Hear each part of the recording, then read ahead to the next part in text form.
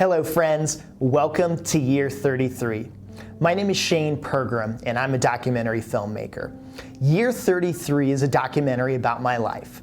We filmed this documentary in the year 2015 when I was 33 years old, so that's where we get the title. The film is broken up into chapters which coincide with seasons of the year. Chapter 1, winter, Chapter 2, spring, Chapter 3, summer, and then finally Chapter 4, fall. And so the concept behind this was that I was going to tell my personal story about how I grew up in a broken and dysfunctional home, how I barely graduated high school, and had no prospects of a future. But then somehow I became a successful business owner, a filmmaker, a father, and a husband. And so as we follow this story, the concept behind it was that I wanted to present this idea that your past doesn't define you, that you can overcome any adversity that you face in your life to become the person that you are meant to be. But what's interesting in documentary filmmaking is that the story starts to evolve as you tell it. And there's several things in my life that were exposed through the making of this film that challenged me to actually follow those things, to challenge me if I really believed in what I was saying. Tragedy, absolute tragedy struck my family while filming this documentary. And things were exposed where I realized that there were so many things in my life where I wasn't successful and I wasn't pursuing success in those areas of my life. And so then I was challenged to do exactly what my life has exposed.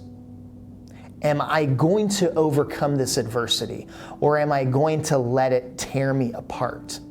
So you get to see what unfolds throughout this documentary, Year 33. I hope you enjoy, and feel free to share any feedback, any comments that you have. My email address is in the end credits of this documentary. Feel free to share anything that you got out of this. I hope you enjoy.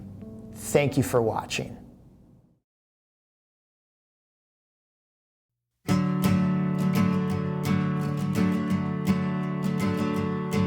One day I know that I will fly when He opens the heavens wide. I know my name. I know my name is in the book of life. When I arrive at those gates and see my Savior's precious face, I'll know my sins. I'll know my sins have all been washed away. Minutes pass and hours go by. I count the days till we can fly. Hand in hand, we'll never know until we make it home.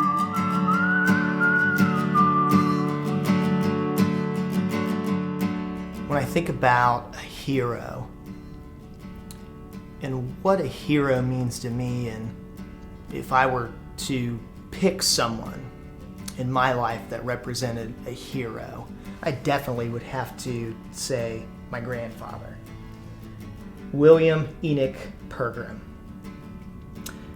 The man was phenomenal. My grandfather loved to tell stories. In fact, some of the stories he would tell, they were just so mind-blowing. As a child, looking up to him as my hero, as my mentor, he would just captivate me with the stories he would tell. I can remember a question that I had for him as a kid. The presidential election was happening, and I said, how do you get to run for president? How do they pick those people?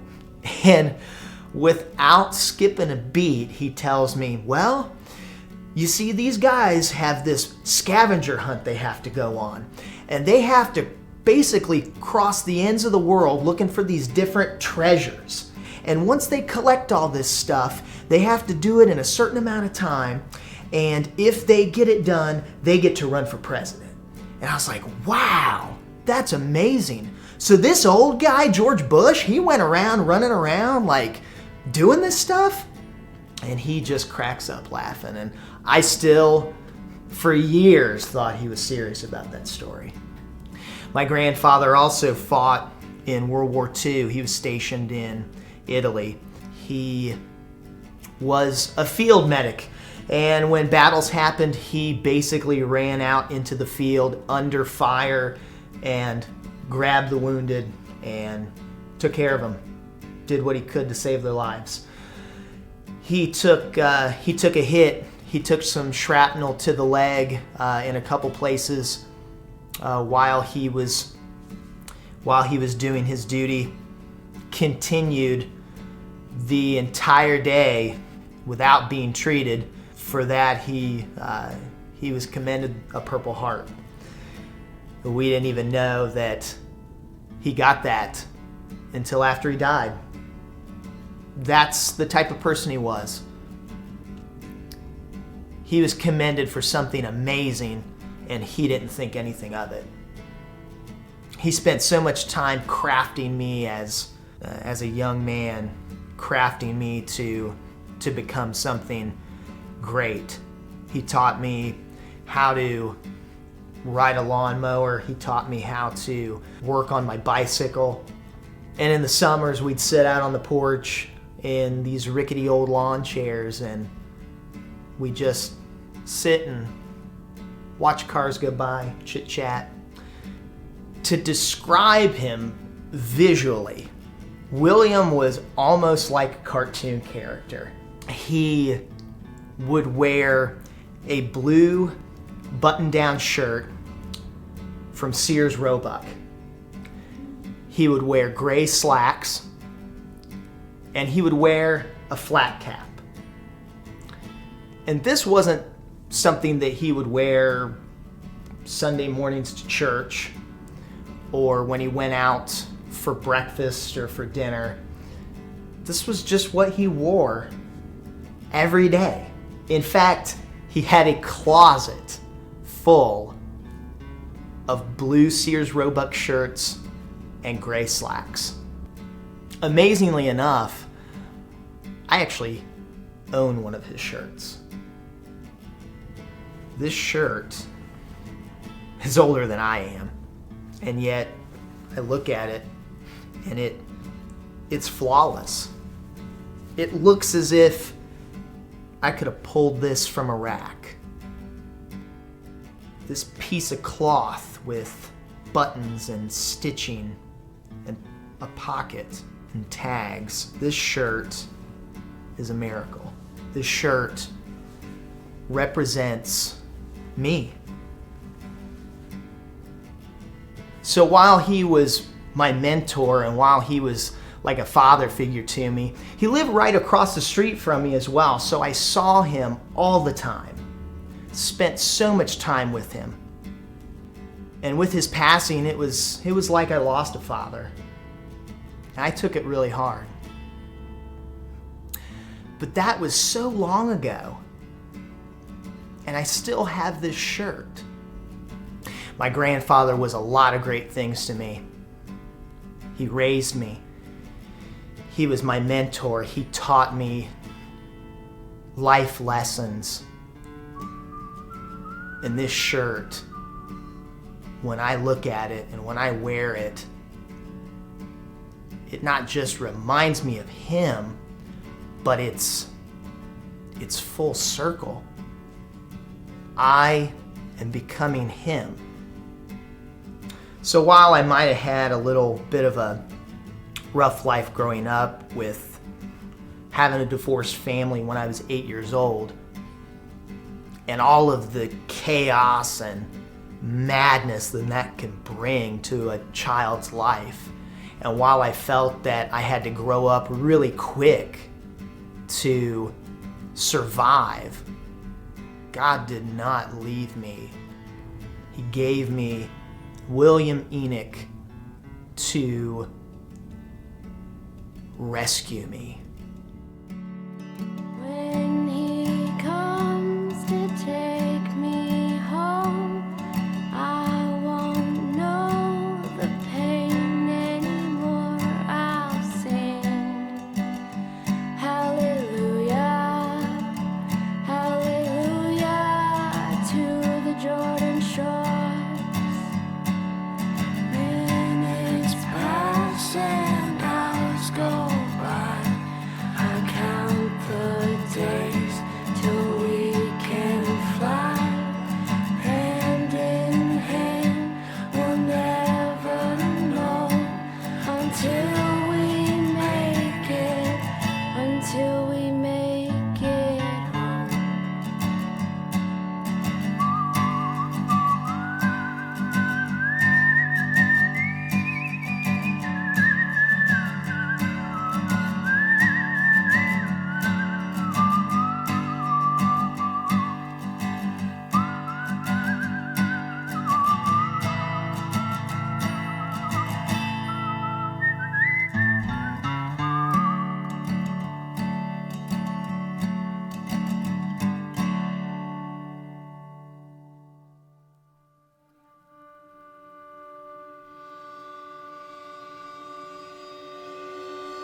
Bad sighs are the daylight, as your eyes are the truth, which are in their own temper, obviously skewed, and no conception of souls.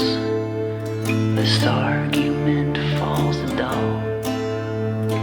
Words avoid environments from the natural.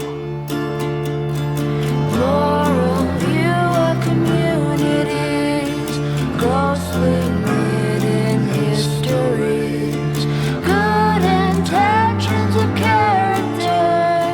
Nature is so particular. And children's You know the old saying, you get a job or you get a career that you love, and you never have to work a day in your life. That is me. All right. All right. Speed. Scene 2A, take 2. You smell nice. I think I should shower this morning, so.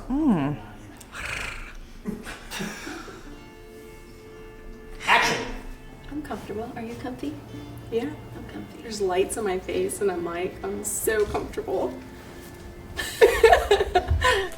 Katie, I'm mic'd up. Is there a what? Wait. I'm mic'd up. So now you really can't cuss. True. Sure, that getting ready thing. So it's rolling. So this is literally all you're going to do. Hold it like this, as long as your arm's all the way extended, and it's roughly about eye level. Okay. And take your time. If you mess something up, just tell me on there. Hey, I don't like that. I'm going to do it again. No problem. All right. Thank you, Shane. Sure. Yep. You're just looking right at it right there. This is Scott. Right Okay. There. So you're talking to him. This is her right there. So you're just talking right to her. Okay. That's good. That's Okay. the best. What am I saying? Just looking at it, talking right to him. Just Okay. whatever you want to do. You can make it funny if you want. Perfect. All right, man. When you're done, just come right back on in, man. I mean, it's just going to keep rolling. So if you mess something up, it's fine. Just Okay. tell me on the camera. Okay, I'll tell you. You do your thing, girl. Okay, thank you. Okay. Do I have to push a button or You don't anything have to or do no? anything. Nope. Okay. It's ready to go. Okay. So tear it up. Oh goodness. Okay. Hey baby, I can't wait. I was almost start crying. Oh goodness. Okay. Hey babe, I can't wait. I can't believe. See, mess up again.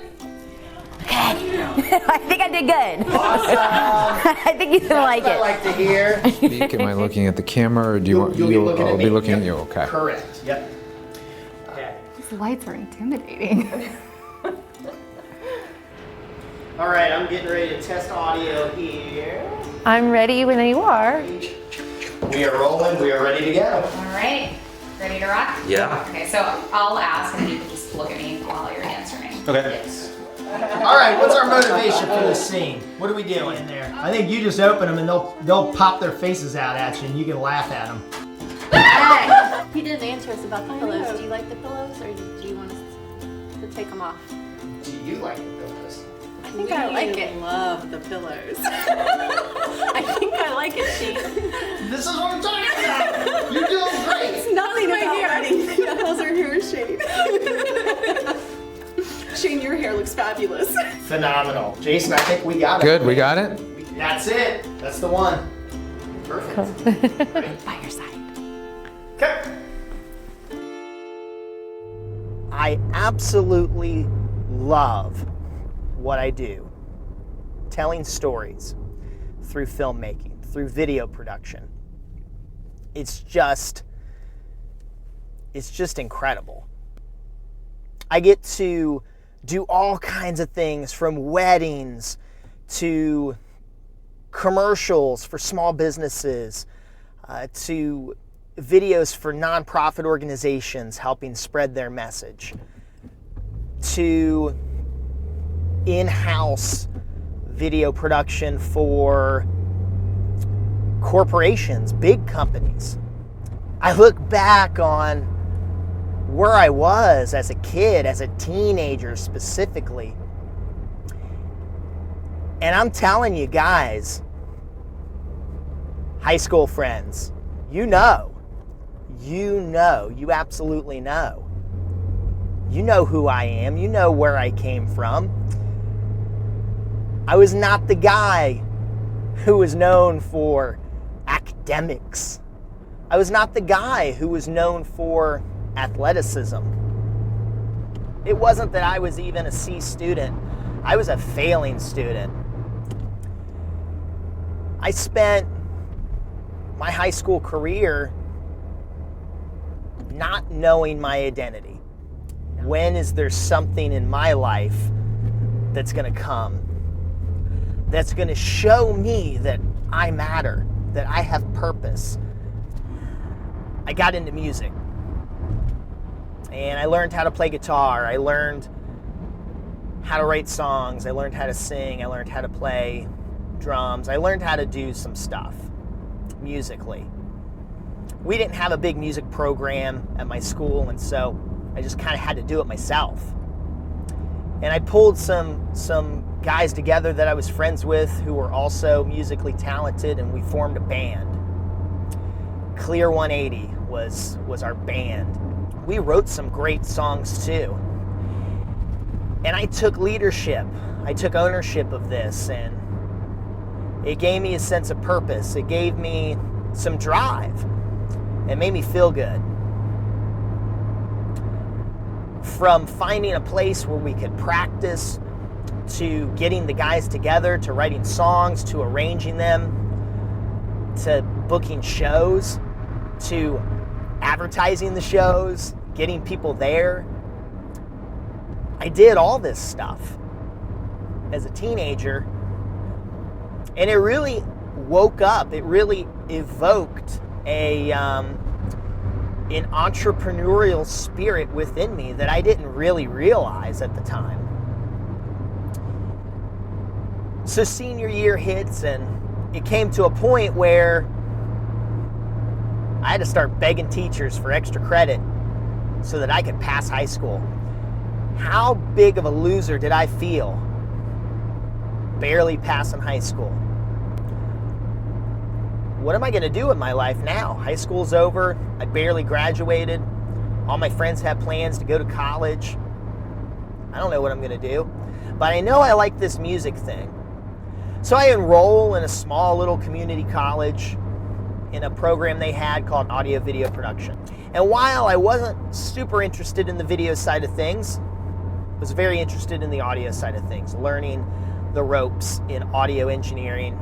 And my plan was kind of, maybe I'll use this to better my band, or maybe I'll become a sound tech for another band and I'll just travel. And I won't have to worry about bills or having a place to live or anything like that. I'll just be on the road. And so as I'm in college and as I'm learning, I'm studying film and video, and I'm starting to really embrace it more and more. I'm still playing in a band. At this time, it's a new band. We're called the Average Joes. We had a pretty nice little cult following. We had a big blue school bus that we converted into an RV. I don't know if people really liked our music or if they just thought the bus was cool, but either way, we garnered some attention. And while this was going on in my life, I'm in college and I meet a girl named Emily Cash. Emily and I started dating, and I come to learn more about her, and wow, I mean, just such an impressive girl. She was finishing her freshman year of college, and she was getting ready to work that summer. I was getting ready to graduate with my degree, and she was working that summer in a factory, 10 hours a day, sweaty, smelly, hot factory, so that she could save up money to move to the University of Cincinnati and have an apartment down there, because she was going to transfer and she was going to go to their School of Social Work. This girl's got plans. This girl has ambition. This girl is motivated. This girl is driven. She's passionate about the career that she has chosen. And I was getting ready to graduate with a degree, and I had no clue what I was going to do. And she had faith in me, and she believed in me. And so I embraced that, and I used that as fuel. And I graduated, and I hit the ground running, man. I hit the pavement, and I sent resume after resume to television stations. I scrapped the idea of trying to go down the audio engineering road. There wasn't enough opportunity. I didn't want to travel. I had a new vision. It took me 6 months to finally land a full-time job in video production. And I also was luckily able to land some freelance work. We got married. We moved around. I continued that ambition to grow in my career. I continued that ambition to grow our family. And now, almost 11 years later, in 2015, and I have 2 beautiful kids, beautiful home, beautiful wife, and not just a job, but a business, a career. But with all great things, sometimes there's always one little tiny thing that's a problem. And one thing I've kind of realized is that I'm a workaholic. Maybe I love work too much. I never thought that I would be this lucky. I hope I can do this life, because I'm really afraid. I'm really afraid that eventually it's all gonna come crashing down. Moral view of communities, closely knit in histories, good intentions of character, nature is so particular.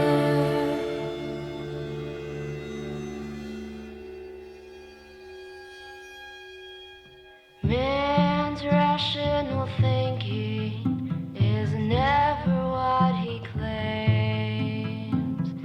Reasoning, state of his mind, it never goes away. Man's rational thinking is never what he claims.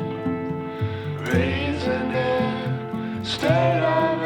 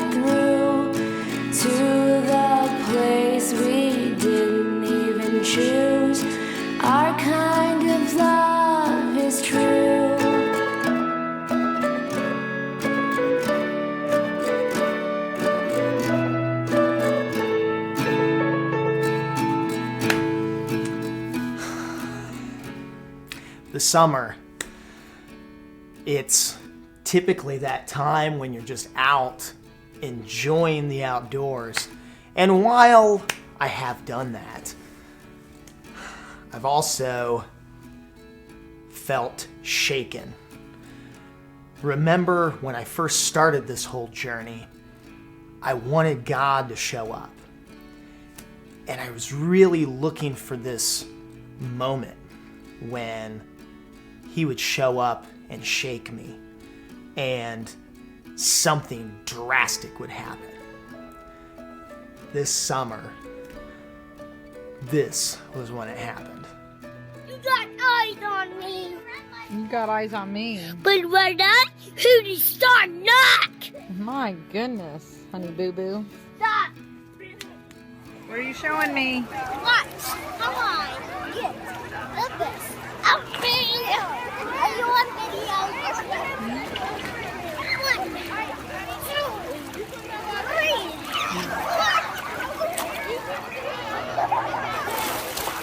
Whoa, you really shot up. I don't want a picture because I want Auntie Ellen to come. Oh, please, I don't know. Guys, the universe, and play toys, and I don't care who we start. We're my best friend, Anna, because you're stuck. We need a ride, no. Who's? Ha! Ha! Wait. We're going to be waiting. Hey, that's far enough.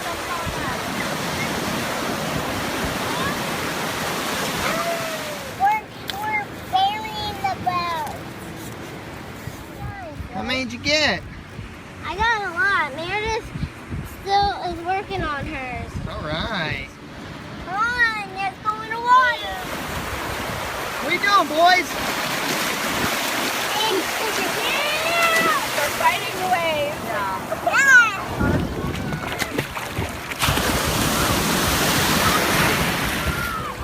I said it. Say, there's something in the water. Daddy, goggles. Come on back. Come over here, Madeline. We'll take you too.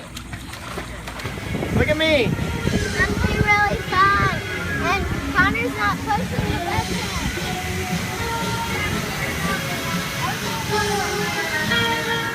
Hey, did you have fun? Yeah. What'd you do? Thank you. Shoot some aliens. Shoot some aliens with bugs? Take a picture. What'd you just ride, Connor? Just try moving faster. Was it a roller coaster? Yeah. Was it really awesome? Yeah. Did you like it? Yeah. What did you like about it? I'll go moving faster.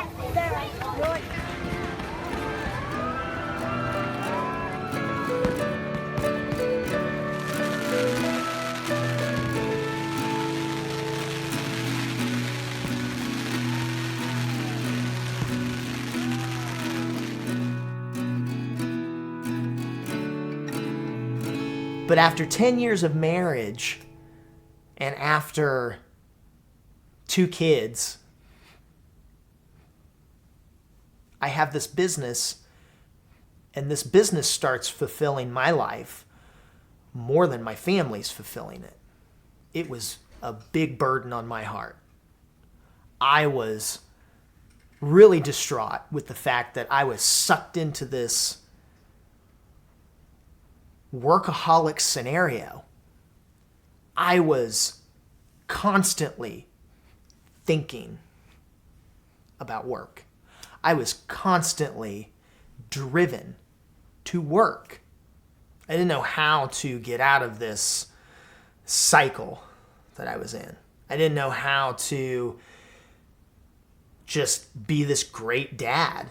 Does anybody want to say, I can't wait to grow up and be a mediocre husband and father? Nobody really asks for that. Nobody really strives to be mediocre. And so here I was stuck in mediocrity, and I wanted out. In 2014, Emily and I were celebrating our 10-year wedding anniversary. And so we decided to take a 2-week trip, just the two of us, to Hawaii. We visited Maui, we visited Kauai, and we visited Oahu. And it was just amazing, the things that we saw, from just beautiful waterfalls and caves to bicycling down gigantic hills, climbing mountains, walking on the beaches. Black sand beaches were beautiful. The hills and mountains were amazing.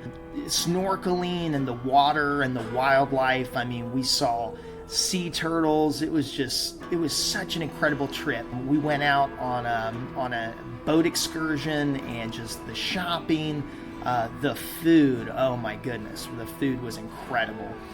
It was just a fantastic trip all around, and we had an amazing time.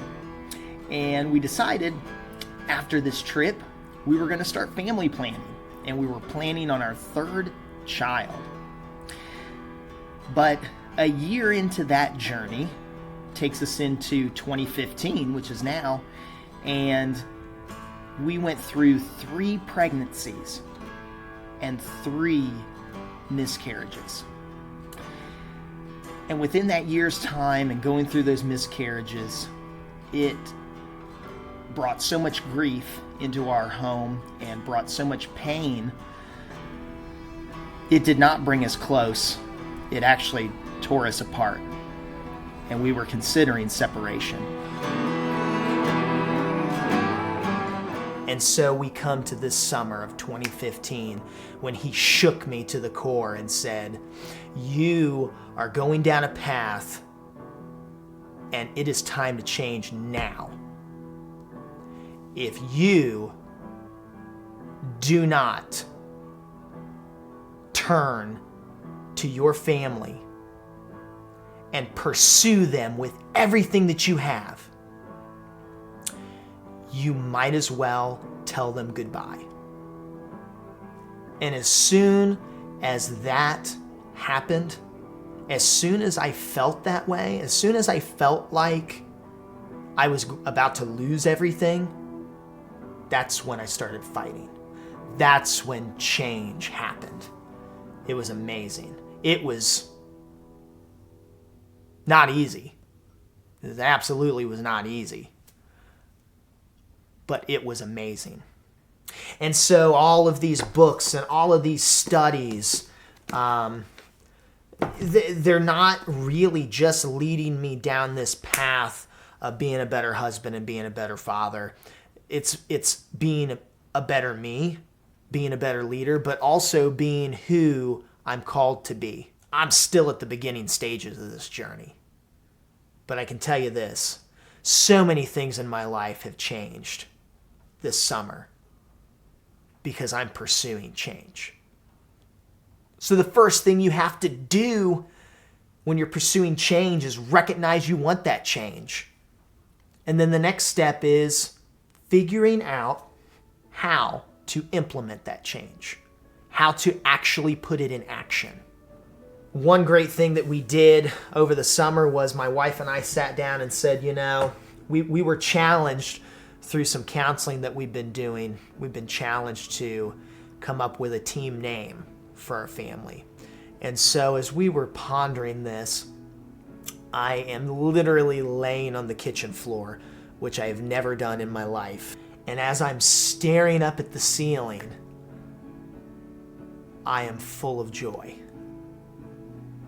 And Emily's sitting at the breakfast table, and I said, "What about Team Committed?" And she says, "Yeah." We look at each other, and we're reminding ourselves that we're part of Team Committed. I journeyed with you through the night to travel towards a brand new life. You left your future and your past behind.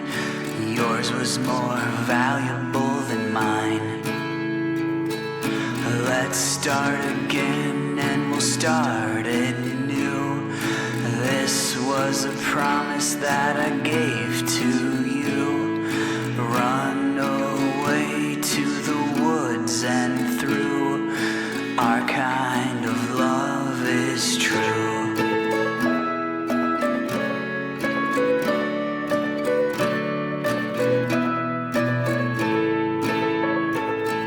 6 years later, not looking back, when time has gone so fast. Our house is a home that we built alone, assembled on a past that's gone. This day couldn't have even knew years ago when our love was new. Trusted in faith to see us through. Our kind of love is true.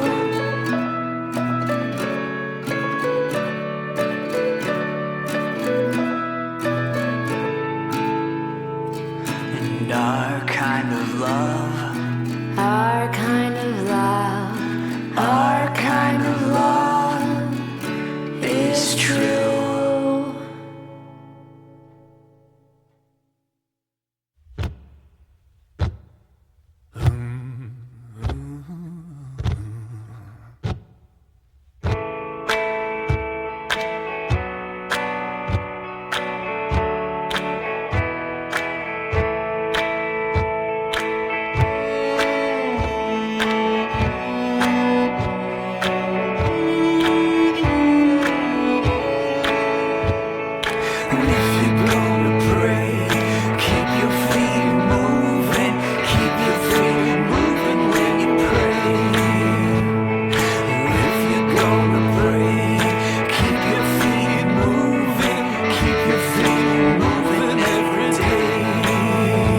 This is what it's all about for me. These people right here, this is my family.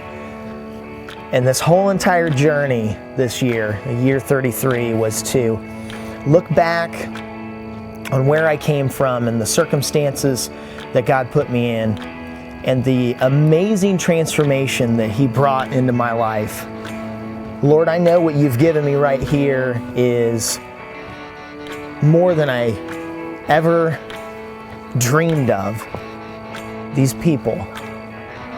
I just felt like such a failure, like I don't know how to do what You have called me to do. You have not equipped me for this. But in all reality, He had. I just didn't have that faith. And I also didn't seek Him enough for the strength, for the wisdom, for everything that comes along with raising a family. And so as I move out of year 33, I move forward knowing that I'm well equipped with God to lead these people. So this is Team Committed, signing off.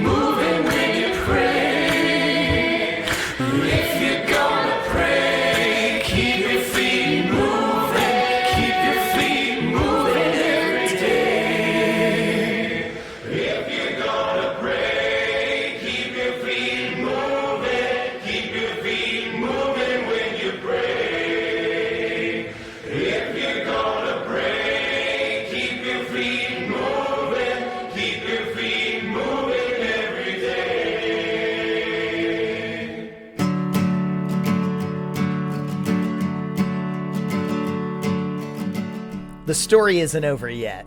When you follow God's plan for your life, blessings will occur. I did not want to do this film or tell my story, but because I did and followed through, just days after completing filming, we found out Emily was pregnant. Oh my goodness. Now, Emily and I had gone through 3 miscarriages before, and Emily had to go through such a stringent medical regimen to be able to carry this baby.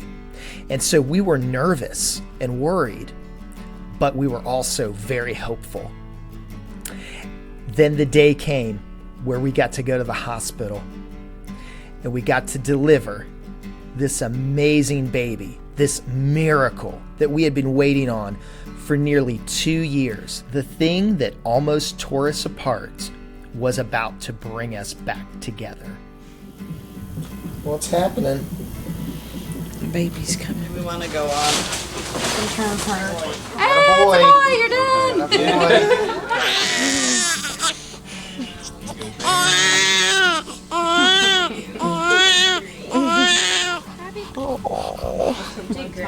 Oh, pause. Thank you. I can't believe he's finally here. Oh, goodness. It was just so incredible to see this story be played out the way that it did. Through tragedy, through miscarriages, through life lost, this baby came. Bennett Harlan Pergrem brought our family together. The joy that Emily and I and our kids felt was so overwhelming. We had just recently purchased a 4-bedroom home, and the 4th bedroom sat empty, and now Bennett would take up residency in this room, a place we had prepared for him for so long.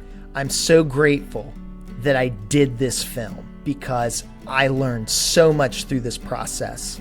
It brought me so much closer to my family. Telling this story has made me a better father, a better husband, and now we have this amazing baby. I am living proof that your past does not define you, that in an area that you struggle to be the very best in, you can strive to be better.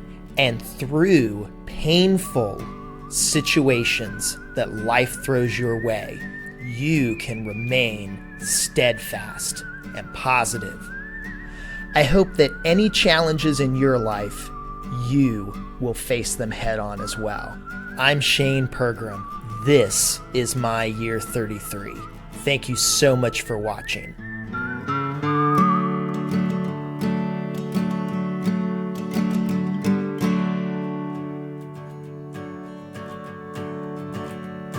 One day I know that I will fly when He opens the heavens wide. I know my name. I know my name is in the book of life. When I arrive at those gates and see my Savior's precious face, I'll know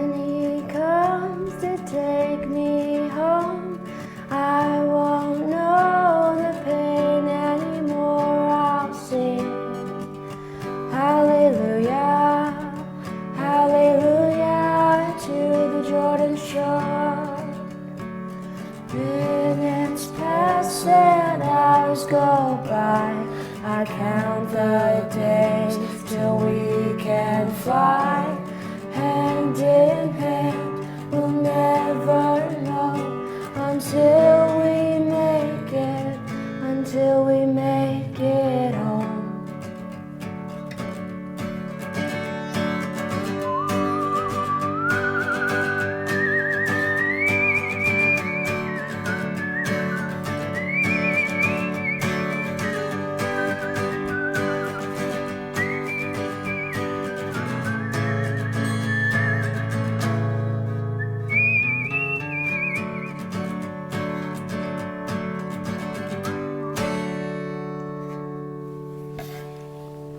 Pretty close. One more time. Oh gosh. That one.